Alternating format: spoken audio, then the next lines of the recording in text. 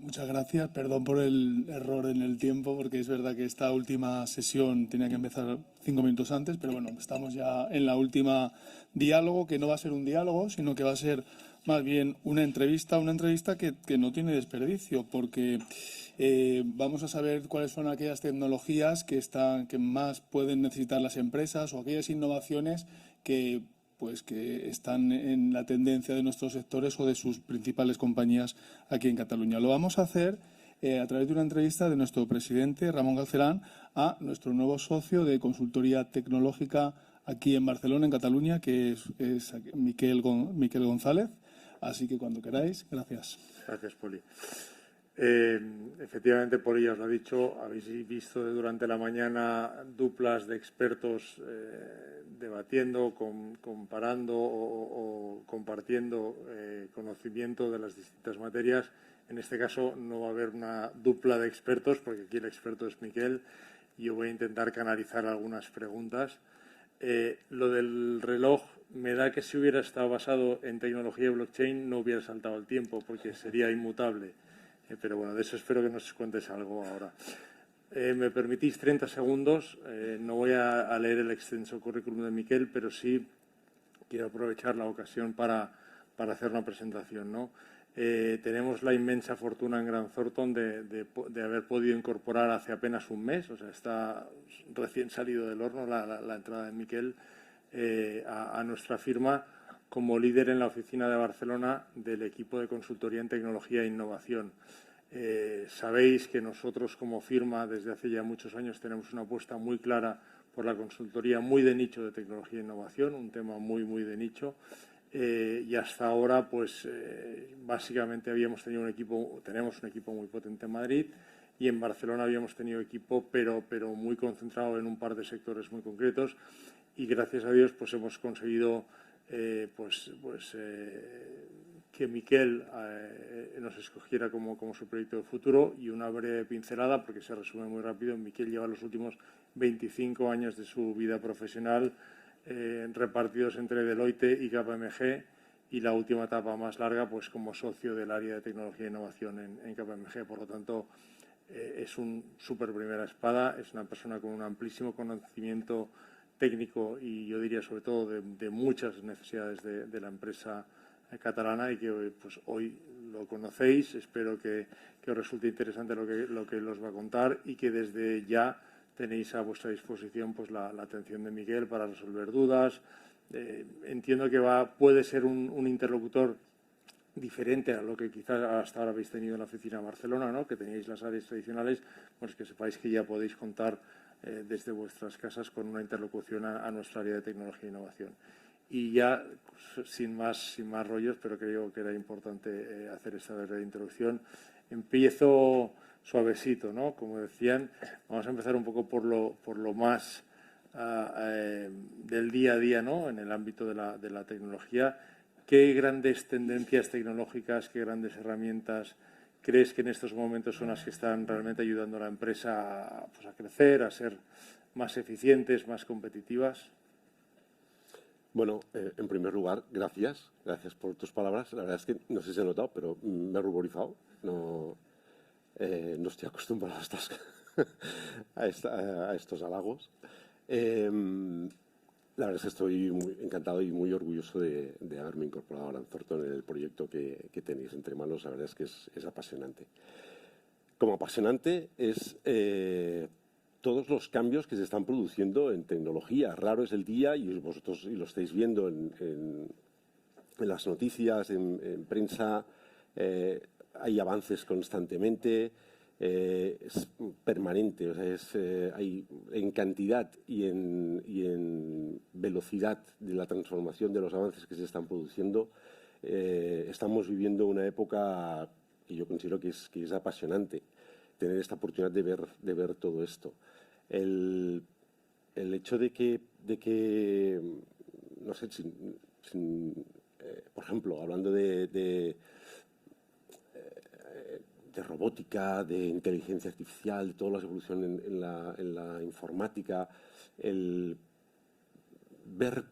hablar de futuro, hablar de presente, en este momento está mezclado. O sea, estamos viviendo y conviviendo con el futuro, con lo que va a ser el futuro y con lo que está siendo el pasado. Y esto lo vemos en las empresas, un claro ejemplo, que hay empresas que están a diferentes niveles de madurez y muy distintas entre ellos, siendo del mismo tamaño o del mismo sector.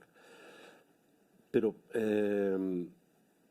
por ejemplo, para hablar y empezar a hablar de todos estos avances tecnológicos, una de las cosas que estamos viendo es que esto nos está llegando a cada uno de nosotros en primera persona. Y lo hemos vivido, por ejemplo, en todos esos avances que se han producido con el COVID, es una consecuencia, pero todos los avances en medicina, en la genética. O sea, el haber sido capaces de desarrollar esta vacuna en tan poco tiempo, increíble. Unos años antes hubiera sido posible.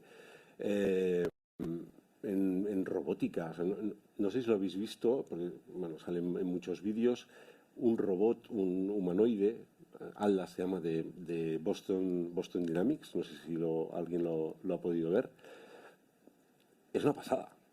Es un robot, es un humanoide que en 10 años, o sea, la primera vez que lo presentaron fue en el 2013, tenía que ir conectado con cables, apoyándose constantemente, se caía, se tropezaba, era incapaz de hacer pocas cosas. La última presentación que han hecho es un robot que es totalmente autónomo, independiente, está ahí subiendo a un andamio, proporcionando a un trabajador su bolsa de herramientas, bajando del andamio de 2 pisos en un salto, creo que es hacia atrás, casi con doble tirabuzón, o sea, es que algo que dices en la vida, eso lo vamos a hacer nosotros. Y lo han conseguido en 10 años. ¿Dónde estaremos dentro de 10 años más?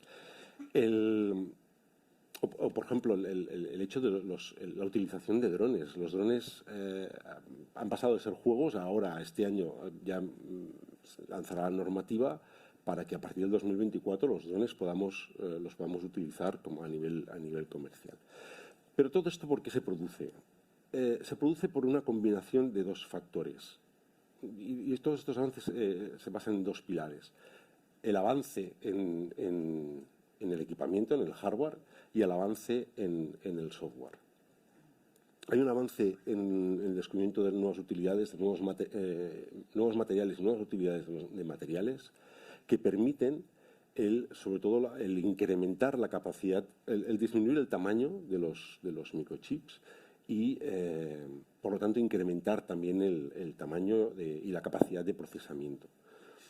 Esto combinado con que a su vez permite desarrollar unos software que le sacan muchísima más utilidad a estas capacidades de procesamiento y de almacenamiento, se realimentan, se van retroalimentando y estamos viendo una evolución increíble en la forma de cómo avanzamos en soluciones tecnológicas y avanzamos en la propia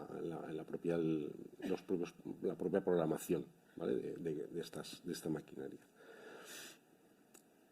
¿Por qué cuento esto? Porque son la clave. La clave es la capacidad de procesamiento, la capacidad de almacenamiento y el cómo utilizamos estas capacidades, cómo lo alimentamos y las conclusiones, la extracción que hacemos, el aprovechamiento que hacemos de estas capacidades.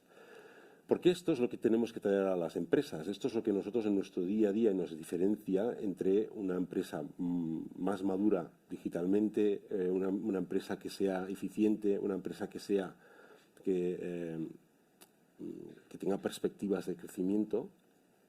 Y lo hacemos principalmente midiendo el cómo están haciendo ese aprovechamiento en base a los 2 conceptos principales de cloud, de cómo estamos utilizando la infraestructura de cloud y eso lo estamos interiorizando, aprovechando en esa flexibilidad y esa capacidad de probar cosas nuevas, de hacer cosas nuevas y de no tener una dependencia en unos sistemas tradicionales que los teníamos en casa. Y por otro lado, el cómo esto lo estamos alimentando y lo estamos haciendo con los datos de que disponemos y estamos trabajando con ellos. Hablas de datos y es verdad que hay una corriente, casi diría abrumadora, del data analytics, del uso, el aprovechamiento, incluso diría la explotación de los datos, ¿no? De esta cantidad ingente de información que cada vez más y más vamos produciendo. ¿Recomiendas y por qué que las compañías hagan una inversión en recursos, en capacidades, en data analytics? A ver, el dato es la clave. El dato es la clave y todo va a estar girando alrededor del dato. De hecho, y antes nuestros compañeros lo han ido mencionando en algunos casos, de que no teníamos datos ni información financiera y esto nos causaba problemas. No tenemos datos nos faltan datos de cuál es esa información de clientes, de nuestros propios clientes, información de nuestros propios sistemas productivos. Es como si, bueno, aprovechando que estamos aquí en Casa SEAT, tenemos un coche, pero circulamos siempre en primera, no le vamos a sacar nunca al partido. Y aquí, con el permiso de Shakira, da igual que tengamos un Ferrari que un Twingo, ¿eh? No, esto aquí da igual.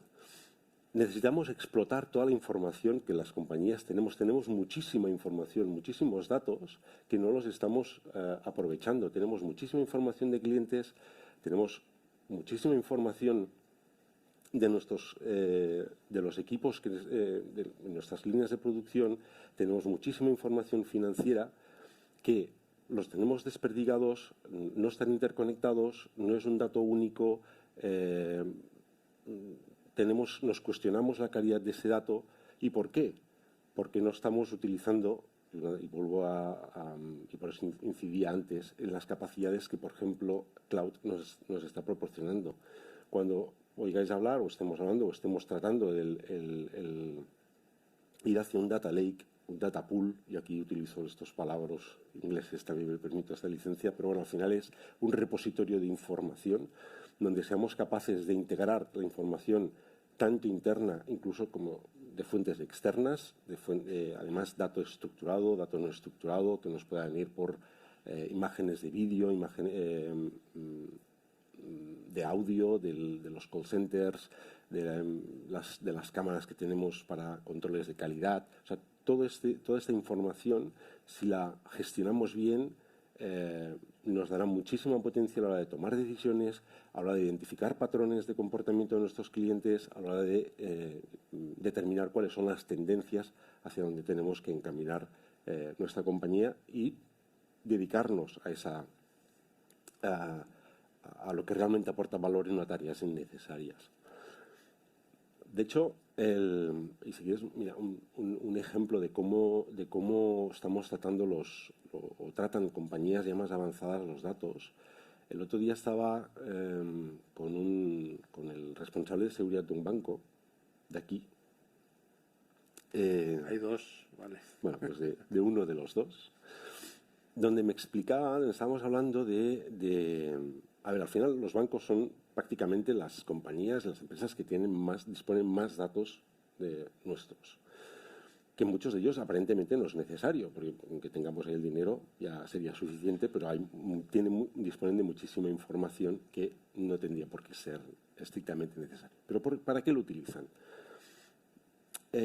Nosotros nos pueden robar la tarjeta, nos pueden conseguir robar el PIN y podrían hacer determinadas transacciones.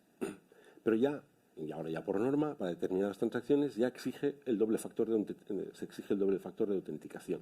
Es decir, te envían ya al móvil o a otro un SMS o a través de una aplicación que tú tengas instalada en el móvil para verificar que esa es tu identidad. Pues aún así, si te roban el móvil, te duplican el SIM, o te roban el móvil o te duplican el SIM y se pueden saltar los atacantes de este doble factor de autenticación. Bueno, así me decía que en esos casos son capaces de bloquear el 95% de los intentos de robo. ¿Por qué? por el análisis de datos. Porque conocen también cuáles son nuestros patrones de comportamiento, de dónde estamos, a quién hacemos transferencias, los importes habituales a los que hacemos transferencias, con quién estamos trabajando. O sea, conocen también cuál es nuestro día a día en el uso del dinero, que tienen un tercer factor de autenticación para obligarte o llamarte o enviarte un correo o obligarte a pasar por la oficina para poder, porque ya sospechan de que esto no eres tú que lo está haciendo. Y eso es en base a la analítica de datos, a la explotación que están haciendo de nuestra información. No sé si me alegra tener esta tercera capa de seguridad o me deja bastante intranquilo de que todo el mundo sepa en qué me gasto el dinero. Pero bueno, en cualquier caso yo creo que tal como lo expones es una buena noticia. Todavía en clave de datos y un poco en la línea justo de lo que apuntabas ahora con este ejemplo, hay un aspecto, y más cuando combinamos el uso del dato con ciertas tecnologías, como podría ser pues el Internet de las cosas o el uso del cloud, hay un aspecto que preocupa y ocupa tanto a las empresas como a los particulares, ¿no? Que es el ámbito de la seguridad y la privacidad de estos datos, de los datos de la empresa, de los datos de nuestros clientes, de nuestros proveedores. ¿Qué nos puedes decir en este sentido para reducir un poco esta carga de preocupación? Bueno, no sé si reducir la preocupación, yo creo que hay que mantener ese nivel de alerta. Y hay que mantener ese nivel de alerta porque, al igual que los buenos estamos utilizando las tecnologías, la información, la cantidad de información que está disponible en la red de conocimiento de clientes, de todas esas capacidades tecnológicas de cloud, los malos hacen lo mismo. Los malos hacen lo mismo y utilizan esas mismas capacidades, esa inteligencia artificial sobre el análisis de los datos para atacar, intentar atacar.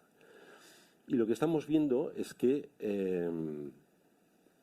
se está profesionalizando. Es una profesión el ser hacker. Y aparte, el ser malo. El ser malo. El ser malo es una profesión y muy rentable en algunos casos. ¿Por qué?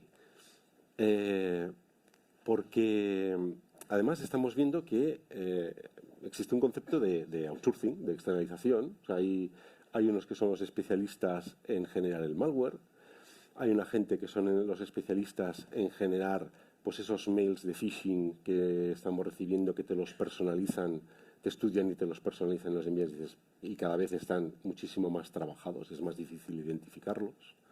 Hay gente que está especializada en, si por ejemplo han conseguido bloquearte con un ransomware, el recuperar con criptos, con bitcoins, el rescate que has pagado. Hay otro grupo especializado en esto, en blanquearlo. O sea, se están diversificando y especializando.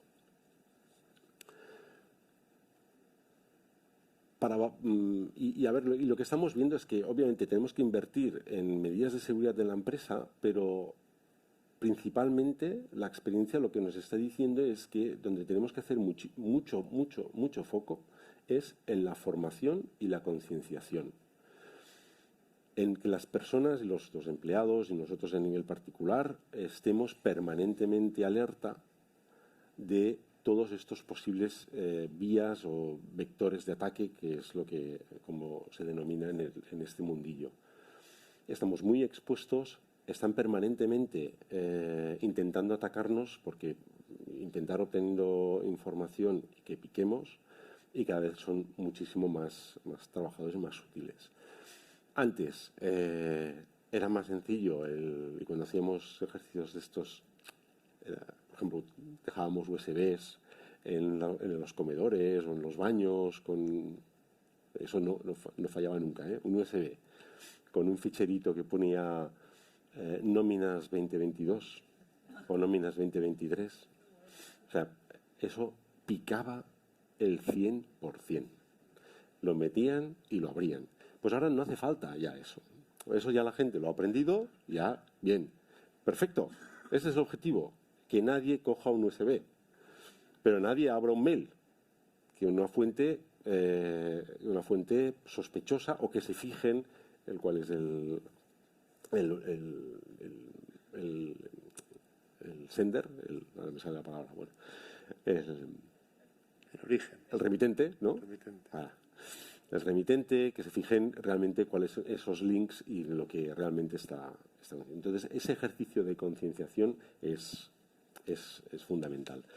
Y luego, por otro lado, en la medida en la que cada vez tenemos más dependencia de terceros, y eso es una tendencia que vamos a ver todos, en esa externalización de determinados servicios y sobre todo en tecnología, es muy importante el gestionar también esa seguridad con los terceros. ¿Qué quiero decir con esto? Que tenemos que asegurarnos de que ellos van a cumplir las mismas, como mínimo, las mismas medidas que nosotros tenemos implantadas internamente. ¿Cómo hacemos eso? Pues ahora mismo, si no tenemos esa capacidad de poder verificarlo nosotros, sí que tenemos que asegurarnos en los contratos que hagamos con proveedores y con terceros, que en el clausulado nos permita, o que nosotros, o que un tercero independiente nos dé y nos asegure que están cumpliendo con esa seguridad. Y siempre que hablo de seguridad, recordad que en nuestro mundo estamos hablando de confidencialidad, estamos hablando de disponibilidad y estamos hablando de integridad de la información, ¿vale? Tienen que cubrir esos tres ámbitos. Tenemos que asegurarnos, por tanto, que los niveles de servicio que estamos contratando estén también incorporados aquí, para asegurarnos por contrato que exista un compromiso por su parte del nivel de servicio. Y por último, el que también tengamos incluido en este contrato el compromiso por parte de ese tercero, de ese proveedor, de que en el momento de que yo finalice mi relación contractual con él, me facilite el que pueda llevarme los datos, el que me pueda continuar con mis procesos en otro proveedor. Estoy 100% de acuerdo en la importancia de la formación y la concienciación. Me permito explicaros, nosotros en Grant Thornton tenemos unas normas que vienen impuestas desde la red internacional de Grant Thornton que nos obligan a cada año, no sé si hay una o dos oleadas de formación en temas de ciberseguridad, y el 100% de los empleados de la firma tienen que cumplir todos esos cursos, si no, desde arriba nos crujen. Entonces, de hecho, algunos, no sé si esta mañana habéis recibido algún recordatorio, digo algunos y miro porque hay alguno por aquí despistado, creo que había un 10% de la firma que aún no ha cumplido los de esta última oleada y nos toca mandar, porque realmente es un tema que para nosotros es muy importante, porque al final no solo es nuestra información, es vuestra información la que tenemos que proteger, ¿no? Por lo tanto, totalmente de acuerdo con esas observaciones, ¿no? Cambio un poco de registro, nos salimos del mundo de los datos. Te voy a preguntar por un par de, si cabe, tecnologías más disruptivas, ¿no? Si bien hay alguna que ya estamos más familiarizados, de hecho aquí hemos hablado de alguna de ellas, pero sí me gustaría que nos explicaras algunas cosas sobre el blockchain, ¿no? Por una parte, y por otra, pues el tema del mundo de la realidad virtual aumentada, ver un poquito qué aplicaciones o por dónde van estos tiros. Sí, a ver, de hecho esas tecnologías, realidad virtual, aumentada, blockchain, incluso añadiría también probablemente todo lo que conlleva la inteligencia artificial, son las tecnologías que ahora empezamos a ver esas aplicaciones prácticas y las que estamos viendo que realmente nos están aportando ya resultados y esos casos de uso que se planteaban hace un tiempo ya realmente son casos de uso que estamos incorporando en nuestro día a día. La verdad es que las aplicaciones de estas aplicación práctica de la realidad virtual o la realidad aumentada son muy variadas y lo podéis ver en multitud de ejemplos que ahora ya se están encontrando en educación, se está utilizando muchísimo, en gran consumo. El otro día estaba viendo la aplicación de, no sé si lo habéis visto, la app de IKEA, y ahí meto un nombre, pero bueno, no creo que no hay nadie aquí, pero en IKEA tienes la posibilidad de tú utilizarlo como la realidad aumentada y sus productos ubicarlos en tu habitación, en el salón, en el comedor, y ves más o menos cómo queda. Probablemente todavía continuaremos yendo a IKEA a verlo y a palparlo. Pero bueno, estamos en esa fase. Y es una fase que, al menos de cara a los clientes, estás mejorando esa percepción y esa experiencia de cliente, que es lo que estamos buscando. Con la realidad aumentada está pasando lo mismo. La verdad es que la potencia es increíble. No sé si habéis tenido la oportunidad de vivirlo, de haber tenido esa experiencia de realidad virtual o de haber ido. Yo estuve hace poco con mis hijos en un centro de estos bueno, hacen juegos, hay juegos de realidad virtual, pero más allá de los juegos, yo con lo que me quedé es que había uno que estabas como metido dentro del mar, haciendo buceo, y la verdad es que era tan realista y la sensación de estar con los peces, con una ballena por ahí pasando, que eso estaba pensando, wow, esto lo llevas al mundo empresarial y el poder mostrar a tus clientes lo que estás haciendo, no lo puedes tocar, es lo que todavía estamos ahí trabajando. Pero la verdad es que es un valor que estás aportando a tu cliente, diferenciador respecto a lo que pueden estar haciendo ahora mismo tu competencia, que te los tienes que traer físicamente.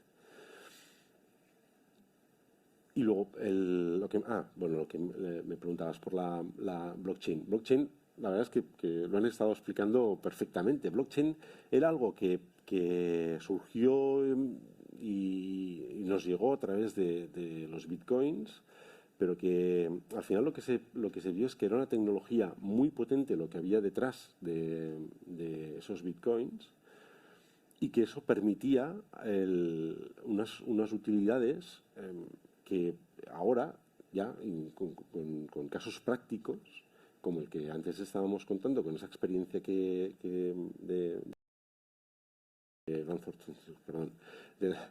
Dan Thornton en el desarrollo del canalético,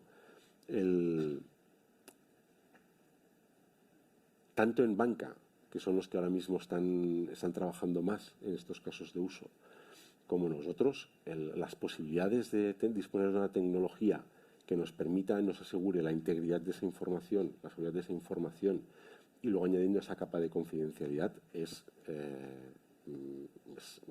las posibilidades son enormes.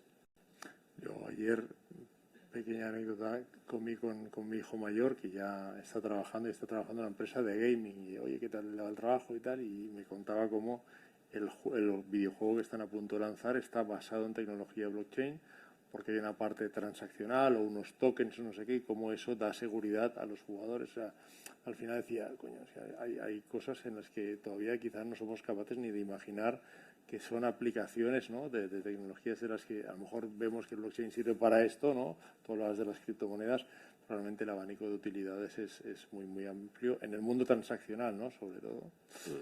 Oye, ya para acabar, porque nos quedan 4 minutos, te quería preguntar sobre 2 temas que están muy de actualidad, y antes de decir cuál de los 2, bueno, uno lo voy a desvelar automáticamente, os voy a explicar una cosa. Cuando preparamos un poco esta charla, quisimos hacer una prueba y le preguntamos al chat GPT, que supongo que habréis oído hablar todos de él.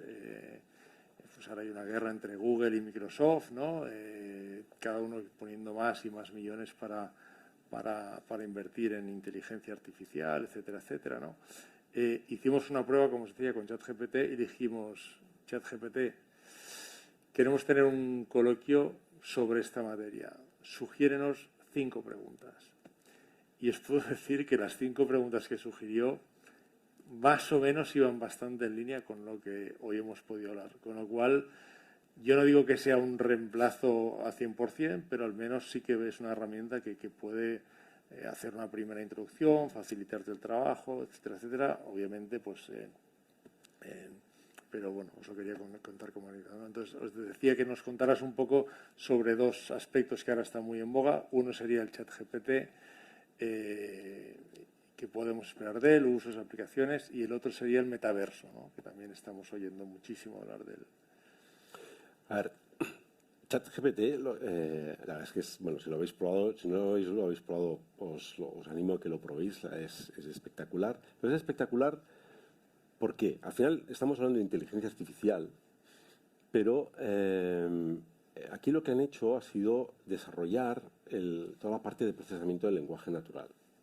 Es decir, que nos han dado una interface en la que nosotros podemos preguntar de una forma natural, como habitualmente hacemos, y nos responde de una forma natural.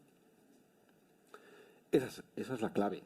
Y eso es lo que ha llegado y ha calado en la gente. El poder, se han dado cuenta de que somos capaces de interactuar con una máquina como si fuera una persona, porque nos está respondiendo y entendiendo como si fuera una persona. Y además, estamos viendo que tiene la capacidad de hacer cosas que nosotros somos incapaces de hacer. Yo le pregunté, oye, explícame la teoría de la relatividad. Me la explica. Y ahora en verso. Y me lo hace en verso. Hay cosas inmediatamente. Son aplicaciones que se venían trabajando desde hace mucho, y tenemos aplicaciones de inteligencia artificial ya en nuestro día a día, que a lo mejor no somos tan conscientes, pero sí que es